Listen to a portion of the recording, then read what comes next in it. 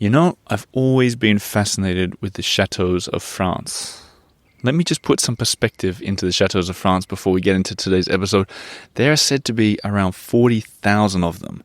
So 40,000 perspective. If you were to go and visit a French chateau, a different French chateau, every single day, it would take you 110 years to see them all.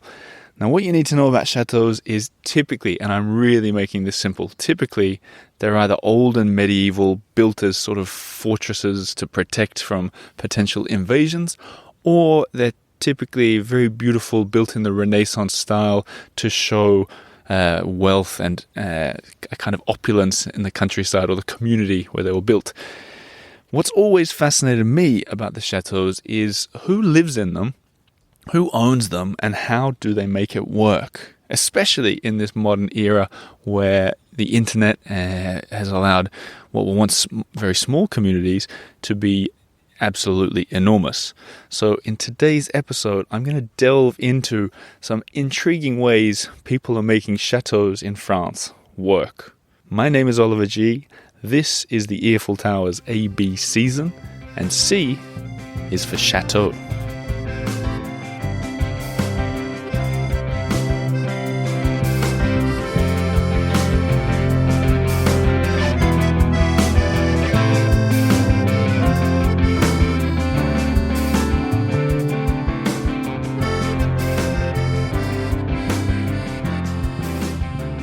There was some original music once again from our maestro, Pres Maxson. I'll talk about that song in particular again in a second.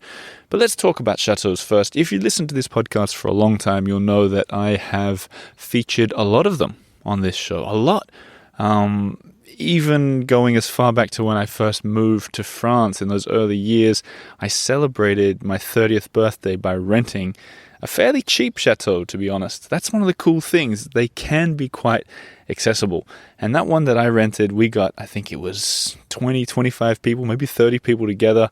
A lot of people were sharing rooms, but it turned out to be a very affordable way to have a weekend away in Paris. In fact, I said at the time that everybody should rent a chateau once in their life. Before I press record now, I've just been on the internet looking at Airbnb, and you can select it so it's only in France, and you can click the button Chateau, and you can click whole apartment or dwelling for yourself, and there are 600 available at least a year in the future, which is what I did to see as many as possible. And I can recommend that you click that link and look around, because there are some incredible places out there just begging to be stayed in. And this got me thinking, actually, how are these chateaux surviving in France? I think the most obvious thing is that a very wealthy person has had it inherited. It's gone down the family line, and there's nothing really too fascinating or creative about how they've done it. I think the most obvious way that it works is inheritance. Someone gets a massive chateau passed down through the family. Maybe there's money in the family forever. Nothing too interesting there, perhaps, and not what we're focusing on today. Another thing that can happen is that they can totally fall into disrepair. They can be ruins, and kind of anyone who wants a big project can snap one up. And then the other thing that can happen is someone who wants something totally different, a mega sea change in their life, can buy one and either do it up or rent it out or use it for other things. These are what we're going to be talking about today. You're going to hear from a startup who works with cultural heritage, saving chateaux via crowdfunding. I particularly like this story. We're going to talk to the communications director of the company about how they've got millions of euros poured into old chateaux around France, and how they're letting people around the world become châtelains and châtelaines, or co-lords of these places. And we're also going to hear from Jane Webster in the Chateau de Bosgouet in Normandy. She's a friend of the show. She's a fellow Australian. And I talked to her about how she keeps her place running, given these chateaux are known to be wildly expensive to run. So two very different stories coming at you. But before we get into them, I want to talk about some other chateaux and some other stories around France, particularly from the previous years here on the Eiffel Tower. I think everybody knows about Versailles. I'm not even sure it's a chateau. It's more of a palace, really. But that's sort of the fact that so many people want to go there is testament to how everybody's interested in this grand, this magnificent lifestyle that's so, I mean, if you think of the French Revolution, so out of touch, so wildly different to what we're all used to. People still have this, I don't know, this urge to want to see it. Thankfully, not to tear them down as much as they did 200 years ago, but they're still a huge tourist destination. I did a big interview, a really memorable interview for me at the Chateau Vaux-le-Vicomte, which is kind of like, I don't know, like the little sister of Versailles, which I'd highly encourage everyone to go and look at. I even did some videos out there. It was right at the end of the COVID confinement, so that I was able to see it all without a crowd, along with Jean-Charles, the owner. But I've also done a bunch of stories with smaller chateaux. Chateau de Bosgouet, run by a family that worked in selling chateaux to other people around the world. And of course, if you ever make it down to the Loire Valley, there are endless chateaux, some of the most beautiful ones in the world. The Chateau de Chenonceau, Chambord. How could I forget the Chateau de Chantilly, just north of Paris, that we featured in our honeymoon? The point is, there are 40,000 chateaux. I can't get into them all, but I want to give you a little dive into some of them today. But first, a little note on that song by Pres Maxson. Because if you ask me, he's only gone and done it again. He says, to celebrate Oliver and Lena's recent attendance at an Elton John concert, he has been watching on social media. Great concert, by the way. Pres has been watching on social media. It was a great concert, incidentally. A visit to a chateau calls for a selection from Sir Elton's 1972 #1 album, Honky Chateau. It was recorded in France and in a chateau no less. My favorite track from the album is one of Elton's favorites too, even if it wasn't a mega hit. Plus, the song's namesake also lives in Paris, so it felt just right to give the song Mona Lisa's and Mad Hatter's the Eiffel Tower treatment. You're about to hear a bit more of it again before I take you up on the elevated walkway, the Coulée Verte, for an interview with Emily Jane Boeuf, the head of communications for Dartagnans, the company that is crowdfunding the rebirth of old chateaux. Take it away, Pres.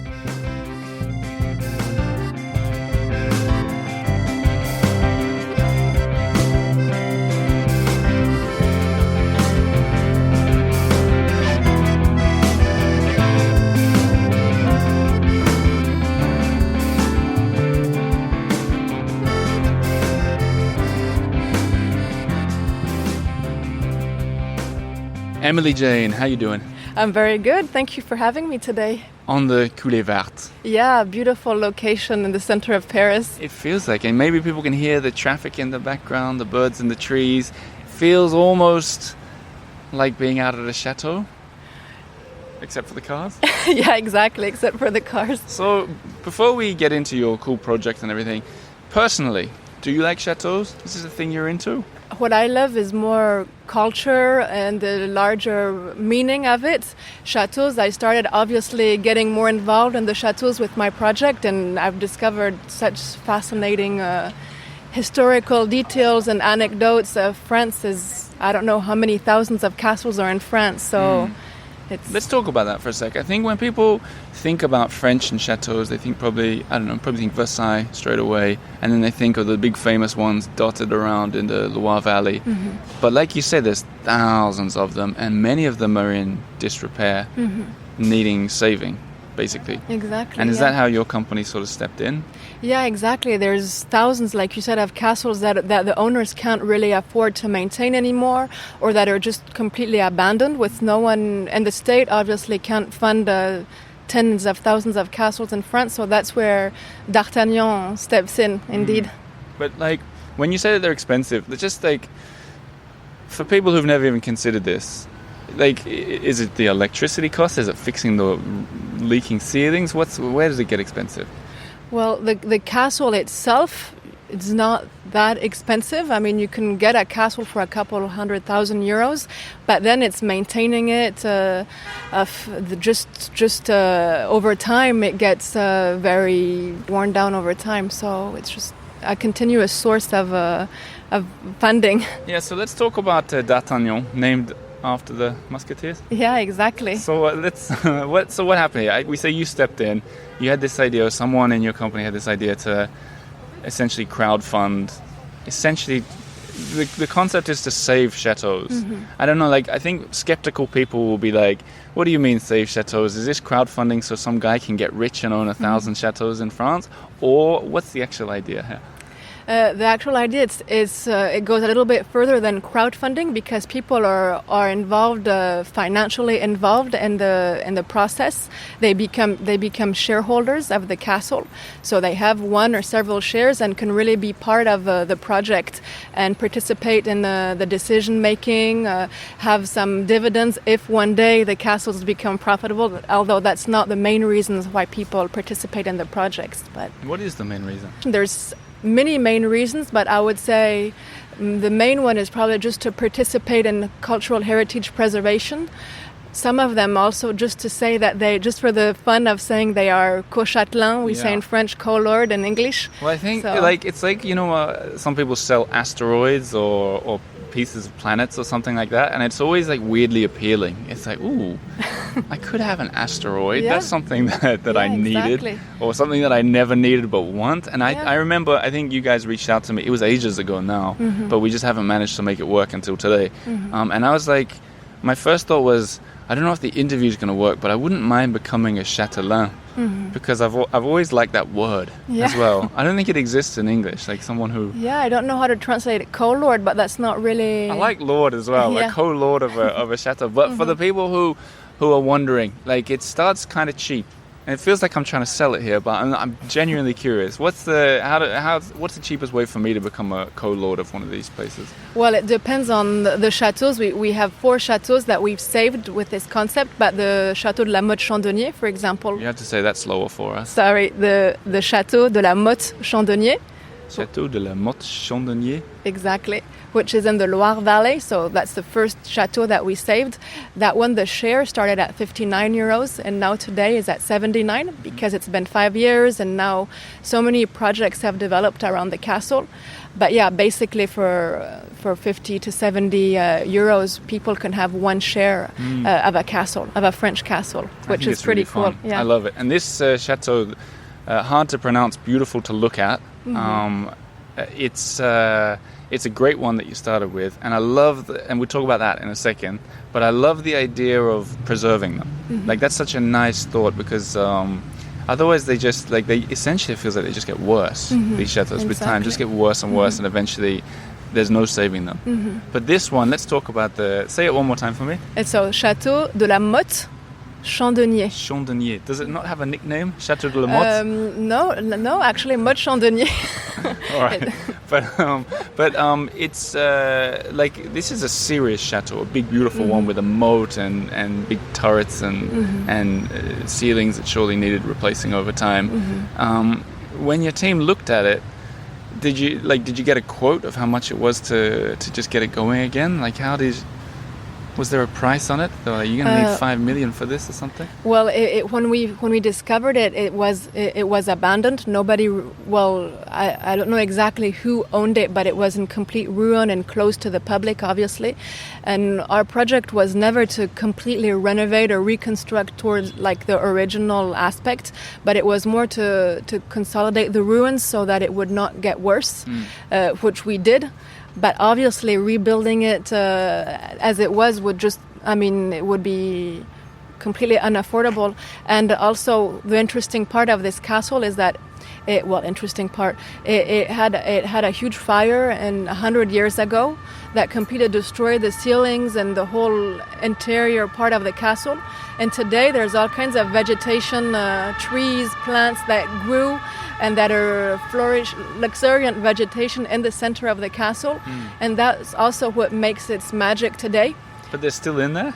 Yeah, they're still in there. Okay. And that we really wanted to preserve, so we worked with an architect specialized in vegetation and to help us find a way to preserve the castle while helping this vegetation continue to flourish But in the what you mean, center. like there's trees inside? Well, Yeah. like inside the rooms or inside the courtyards? Or? Yeah, there's trees inside the courtyard of the castle. Yeah. Wow. Okay. I got to get out there to visit. How old is this one? The very first origins of the castle started in the 13th century.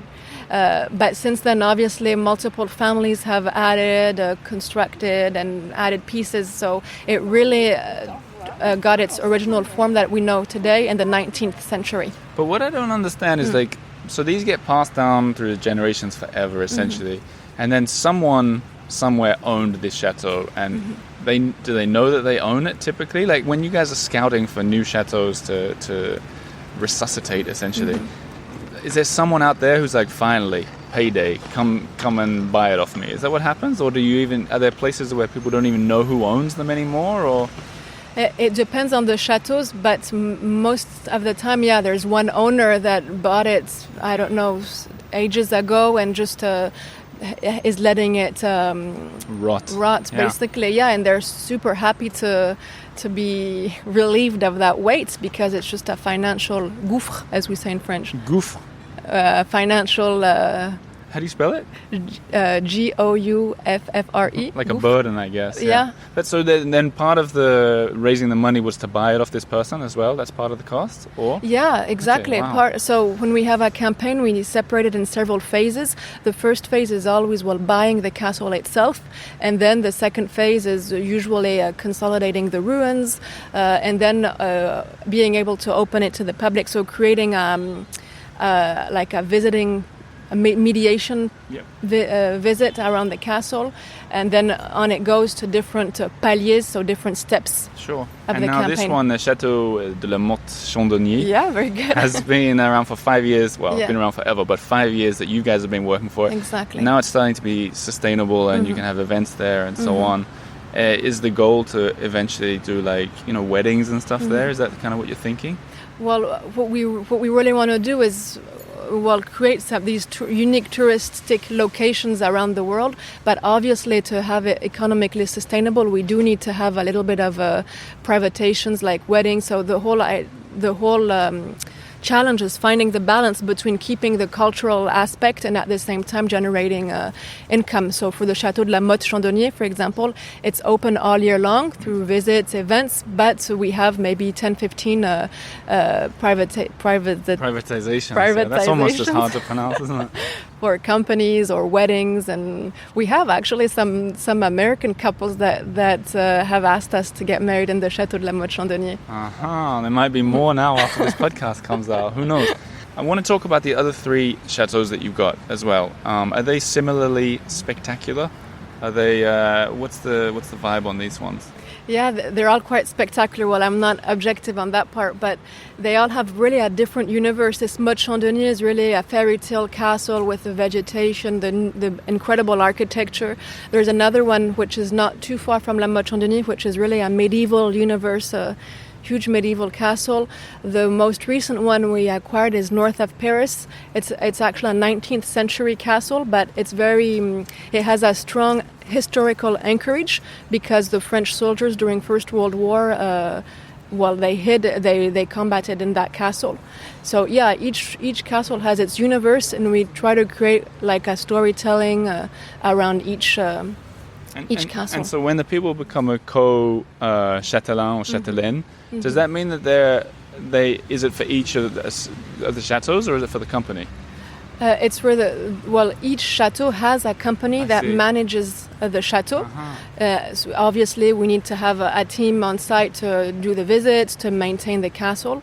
And so the people become shareholders of the company managing the specific castle. But many of our shareholders are shareholders of all 4 castles. Yeah. It's like Monopoly. It is. You want to get in on all of them. I get it. But let's talk about these shareholders. Are you allowed to say how many you have? Yeah, of course. We have, for the Motte-Chandonnier, 25,000, pretty much. And for the 4 castles combined, I would say close to 40,000. That is incredible. That's so interesting. I think it's such a cool way of...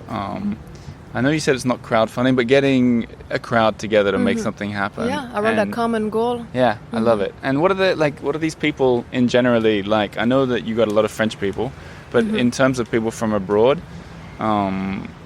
Are the people do they really want to be involved, or are they just sort of like asteroid buyers who are like, I'm a bit of a co-lord as well? Like, what do you get? But that's a good question. People join the projects for all kinds of different reasons. The main reason, as we were saying earlier, was to preserve cultural heritage. Some of them just for the fun of being co-châtelain. Some of them are super, super involved. Some of them moved to live by the castle and participate every few weeks in these voluntary work camps, chantier bénévole, right, where they can be part and do little construction work around the castle. That's a bit extreme. It's a bit extreme, yeah. And some of them participate and then they kind of forget about it over time. Just they like the project and then. But there are some people who just want to preserve culture and would just happily just. You know what I didn't ask? So the cheapest level is 50 to 70 euros, let's say. Do you have the grand lord of all level for the people? Yeah, we have some people that have invested quite a bit in these castles. But what do you call that tier? Oh, what do we call that tier? We don't really have a specific name for that tier, but they do get privileges. The more shares they have, the more privileges they have. For example, I think if you have more than 20 shares, you get a big discount on a wedding or nights at the castle and things like that. That's so cool.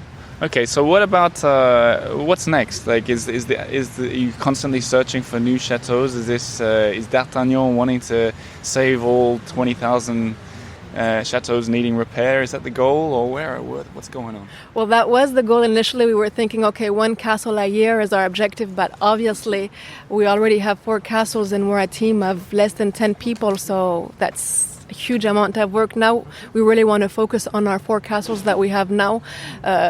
One is open to the public all year long. The others are only open in the summer. So if we can manage to open all 4 all year long and have create this sustainable business model around them, that's, I think, our short-term goal. Cool. And what about on a final word? There's surely people listening who are thinking, it's not in my budget to become a co-lord of a chateau, and that's fair enough as well. Can they come and visit, or how does that work? Yeah, they can come and visit. Obviously, we were talking about privileges, so the people that are co-châtelains have a free entrance for life in the castle, but others that aren't co-châtelains obviously can buy their ticket at the entrance of the chateau and come visit. Yeah. And if we, as a final question, if we step away from the 4 chateaux that you're involved with, are there any chateaux in France that you particularly like, that you can recommend people visiting? That's a tough question. Well, I'm going to name the most famous ones because they're just the most spectacular ones. I mean, I particularly love Chenonceau. Yep. I love the historical aspect of Chenonceau and the beauty of the water around the castle is incredible. For those of you at home who don't know, that's the one with the bridges, not bridges, but it's like built on the water, the arches, and the water flows. People canoe underneath the chateau. Called Chateau de Dames, because it was owned by multiple women, so it has that. It's called that as well, Chateau de Dames. Exactly. Chateau of the ladies, the ladies' chateau. Oh, that's nice. Exactly. Have you been to Vaux-le-Vicomte? Yeah, I've been to Vaux-le-Vicomte. That one is spectacular also. I mean, really, any chateaux are just. You can get lost in a chateau and the gardens and the little details, architectural details. They're all just incredible. And if you're going to get lost, where better to do it than in a lovely chateau? Speaking of lovely, it was lovely to chat to you, Emily Jane, and thanks for your time. Thank you.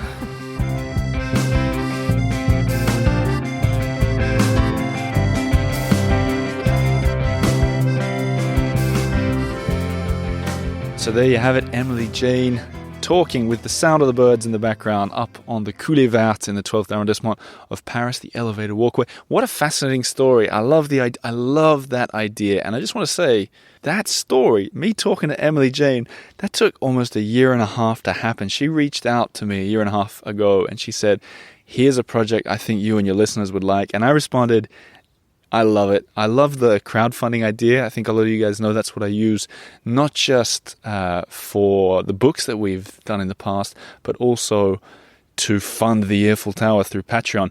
The idea of crowdfunding and not relying on big investors or ads for them and for me, I love it. Bring the community together, I always say. So a year in the making, that interview, and I'm glad we finally met up. And we talked about afterwards, I'm going to go and visit at least one of those chateaux and do a video, probably for the Patreon supporters. So it all comes together nicely. Patreon.com/The Eiffel Tower, and I'll be linking to the Dartagnans chateaux in the show notes and on social media this week. Now for a different chateau story.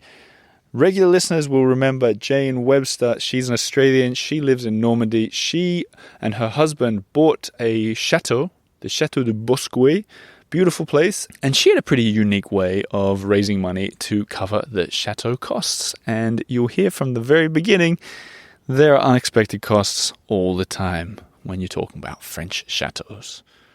So, imagine you jump on a train from Paris, head north, get off in Normandy, and you're sitting in a beautiful room in a French chateau with Jane Webster.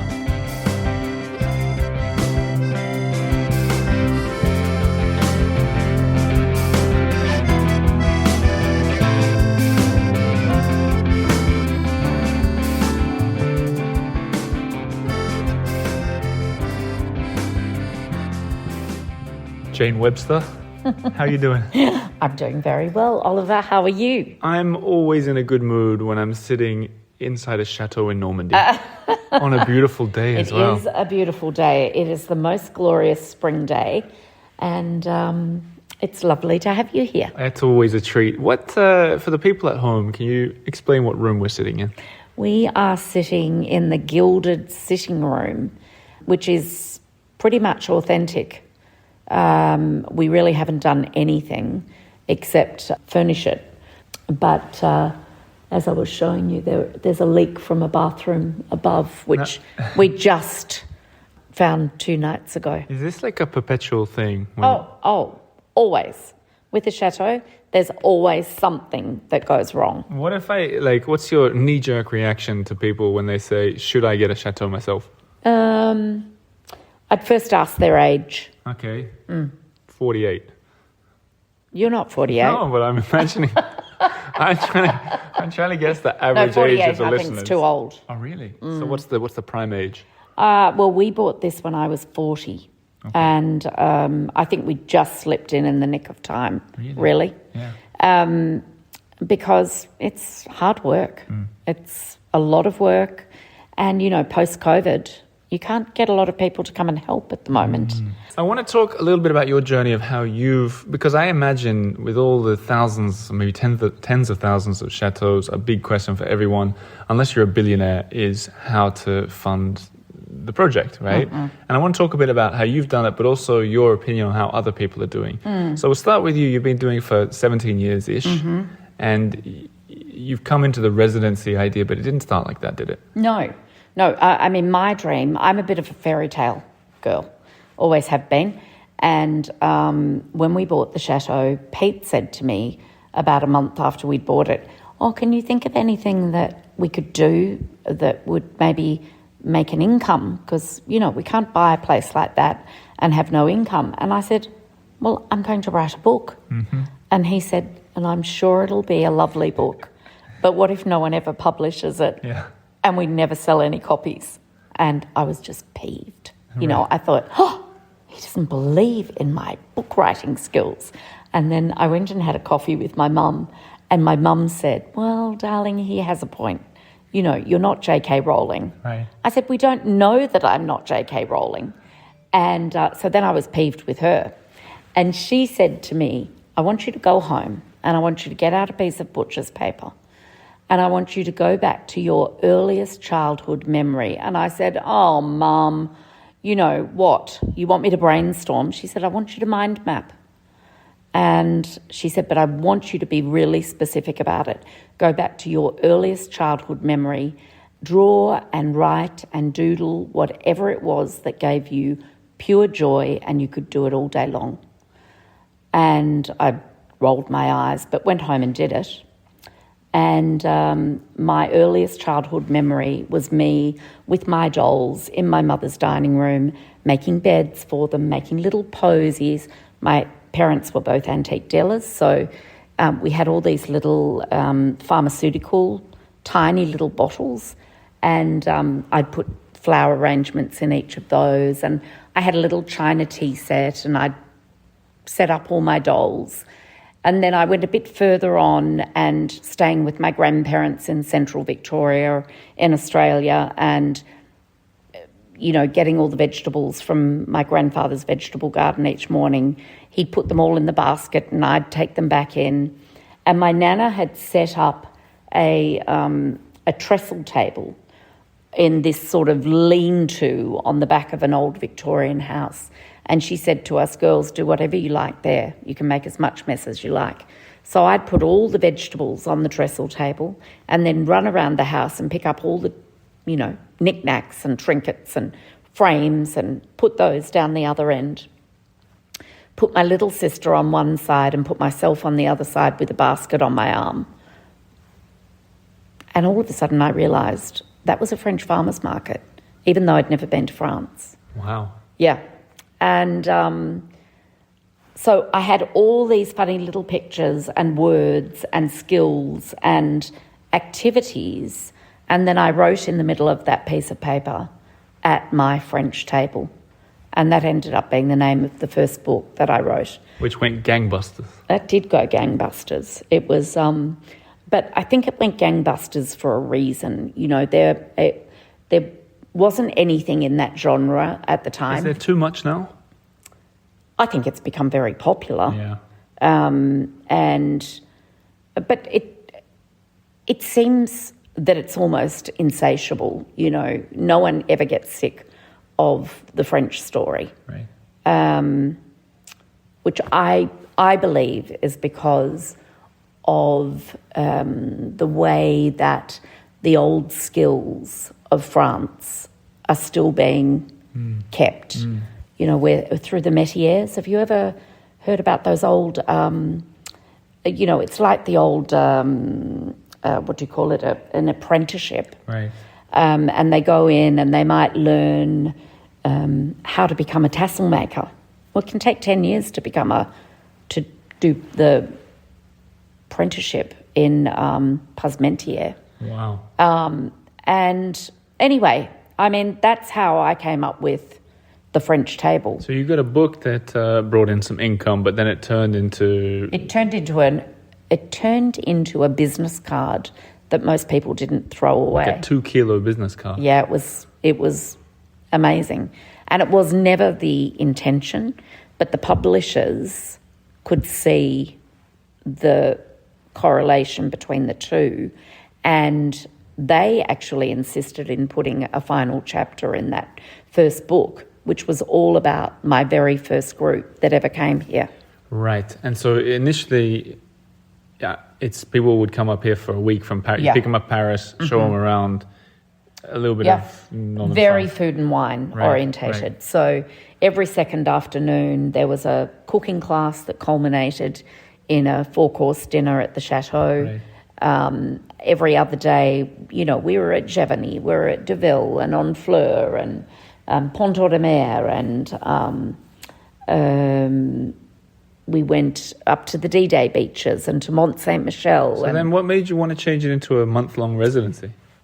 So, the French table was very full on. I would be up at 5 a.m. and didn't go to bed till after 11:30, sometimes midnight, most nights, because there was a big dinner every night. Yeah. And I just felt that wasn't going to be sustainable once I hit a certain age. And then when I did the fourth book with Asseline called Chateau Life, this lady came up to me in New York. I was doing a signing and she tapped on the book and she said, "I have the book, now I want the experience." Mm-hmm. And I said, "Oh," and she had a name tag on, and I said, "Oh, hi Nancy, I have this experience called the French table." And she said, yeah, I know all about the French table. What I want is something longer, deeper, and more authentic. Right. And I was thrown a little bit, and I said, "Oh, most people say it's very authentic." And she said, "Yes, you're not listening to me." I like Nancy. Do you like my I like your accent, Nancy accent? but I prefer Nancy. I want to meet Nancy. Nancy's great. And she said, "You're not listening, Jean. Longer, deeper, more authentic."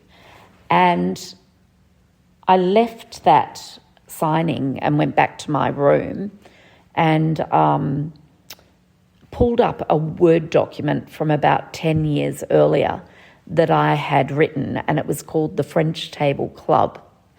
And I had printed it out, and Pete and I had gone out for breakfast, and I'd handed him a copy and I had my copy, and I said, "Can you read through this and see what you think?"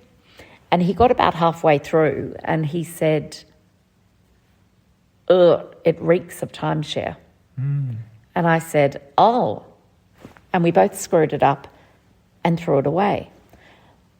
And so when I pulled it up, and it was still on my computer, I just took out the offending paragraph that, and I mean, timeshare doesn't offend everyone, but we didn't want it to be sounding anything like timeshare. I get it. Yeah, sure. And but the rest of it, which was a long stay residency with a club-like agenda of experiences that you can opt in or out of. So, I mean, your beautiful wife is here at the moment doing sketching and watercolour. In the next room even. And she does that once a month. I mean, on Friday we have my friend Annie, who has a beautiful chateau in Normandy as well. Her daughter is coming, and she is doing tablescaping and a floral workshop. And I'm putting on a 4-course lunch. I mean, we just do so many different things. I have a French teacher that comes 3 times a week.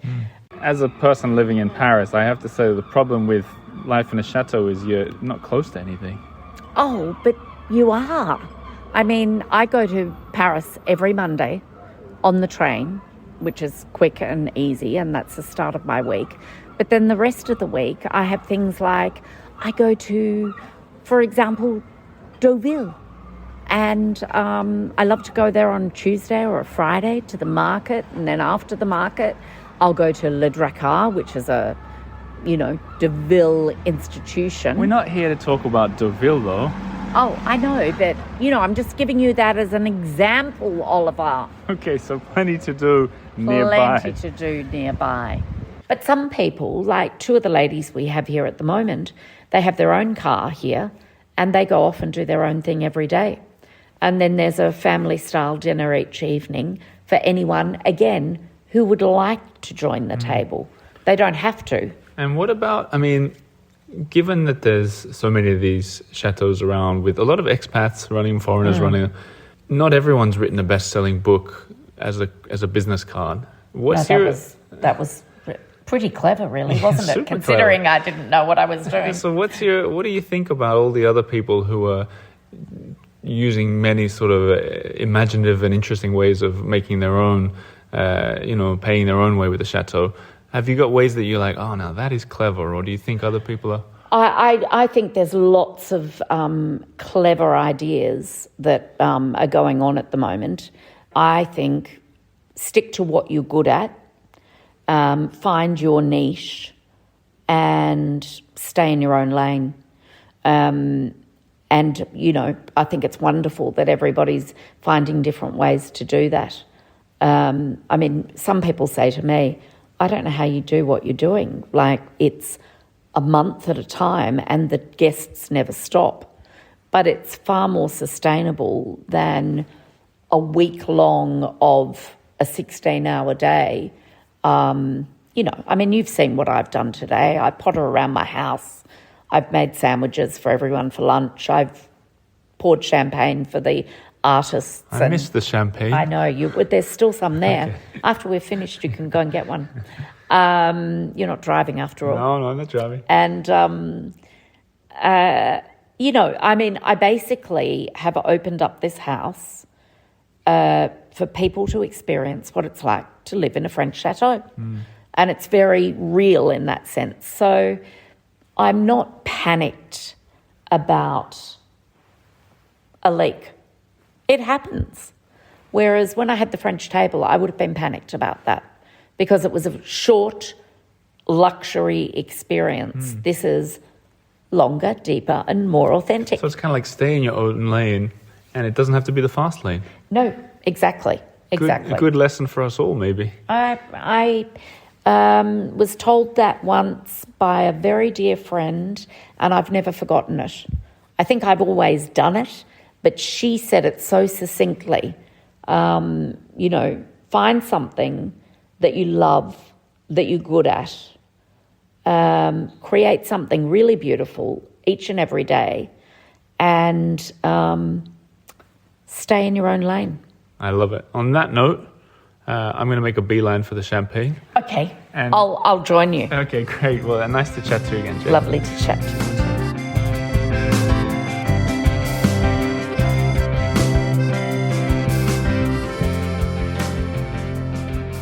So there you have it. Another Chatelaine doing interesting things in Paris with her chateau. Imagine 40,000 chateaux. You know why I keep saying chateaux? A little point. The word chateau, Chateau, that is when you're talking about one of them. If you want to talk about plural chateau, you just put an X on it. And anyone who speaks a bit of French will know that and think it's the most obvious thing in the world.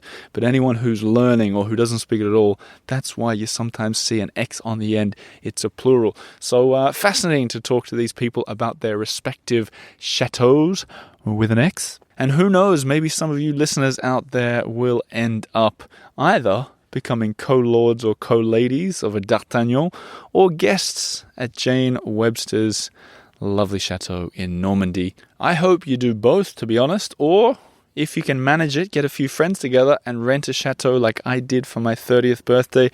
I won't forget that, I think, ever. That was such a treat. But for me, I think I'll say thank you. It's been fun to take you guys outside of Paris again to show you a very large part of the French culture. And I'll be back again next week with an episode about the letter D. As always, I've dropped a clue somewhere. And if you're clever, you'll be looking for clues about even further future episodes as I go further through this alphabet season. I should say, if you're brand new here, what I'm doing is A, B, C, D, E, F, G. A through to Z or Z, whatever you say, with each of the letters spelling out something to do with France. There have been a lot of guesses so far, and I think very, very, very few people have guessed all of them correctly. Good luck with D is all I have to say. Now, if you like this show, if you're enjoying it, you're finding value in it, you're taking my tips and you're doing cool things and you're saving money, or you're at least not wasting money on the bad stuff, consider becoming a Patreon supporter, because that's how these wheels keep spinning. Patreon.com/The Earful Tower. I know there's someone out there now going, I should really do that. I've been meaning to do it for ages. Guess what? I'm talking specifically to you now. You're missing out. You're missing out. If you had already done it, you would have got a free CD by now, and that's just last week. Plenty more benefits in the future, but also you can imagine that you're making it happen. Isn't that a lovely thing? In fact, I will say this. This week in Paris, I did a big live performance about one of my most famous stories in the city, the crocodiles in the canal. Incidentally, could have almost been the letter C, crocodiles in the canal. But no, I'm saving it for the Patreon members for now. So if you're a member, any day now, I'm going to upload the audio from this talk that I gave. It's the story of how I found that there were crocodiles allegedly swimming in the Canal Saint-Martin, with an enormous twist at the end. It sounds like I'm exaggerating, but such an enormous twist that the crowd, this live paying crowd that was there, went ballistic. I've listened back to it. It's unbelievable. There's this moment in it where I said something that was so shocking that someone in the crowd dropped the glass they were holding, and it jolted. It scared the heck out of everybody, and they all, like this wave of energy went through everyone. They started nervously laughing and then applauding right before I got to the punchline, the twist, which just blew everything out of the water. In fact, here's a sneak peek at the audio. If that doesn't get you into it, I don't know what will. And he said, "That's my mom." And I said, "Many years ago, she told me a story, and I'm here looking for closure." He gave this kind of weird, maybe inherited look, a knowing look, as if to say, You're not the first, buddy. So, go and listen to that as a Patreon support and support my show. Otherwise, maybe you'll hear it sometime in the future. That'll do for me, though. This is the Eiffel Tower. My name's Oliver G. Have a lovely week.